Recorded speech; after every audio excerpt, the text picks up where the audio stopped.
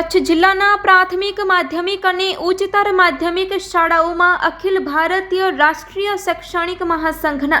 આપણી શાળા આપણું સ્વાભિમાન આ અભિયાન અંતર્ગત પ્રાર્થનાના સમયે વિદ્યાર્થીઓ અને શિક્ષકોએ સંયુક્તપણે 5 મહત્વપૂર્ણ સંકલ્પો લઈ આ અભિયાનનો વિધિવત પ્રારંભ કરાયેલો હતો। આ અભિયાન હેઠળ ભુજની ઇન્દિરાબાઈ ગર્લ્સ હાઈસ્કૂલ ખાતે આયોજિત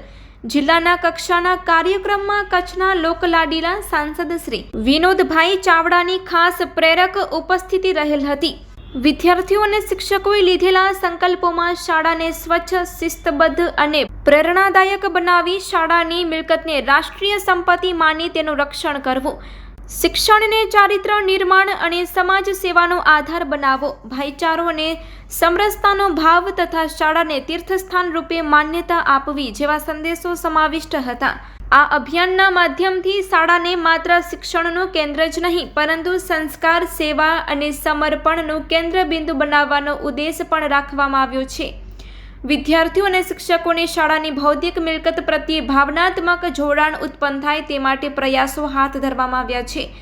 જિલ્લાની વિવિધ શાળાઓમાં કાર્યક્રમને સફળ બનાવવા માટે પ્રેરક વક્તા તરીકે વિવિધ તાલુકાઓમાં મુરજીભાઈ ગઢવી, રાખીબેન રાઠોડ,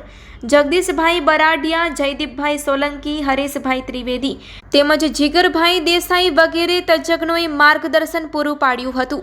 આ અભિયાનને સફળ બનાવવા માટે પ્રાંત ઉપાધ્યક્ષ મુરજીભાઈ ગઢવી, સરકારી માધ્યમિક કચ્છ જિલ્લા અધ્યક્ષ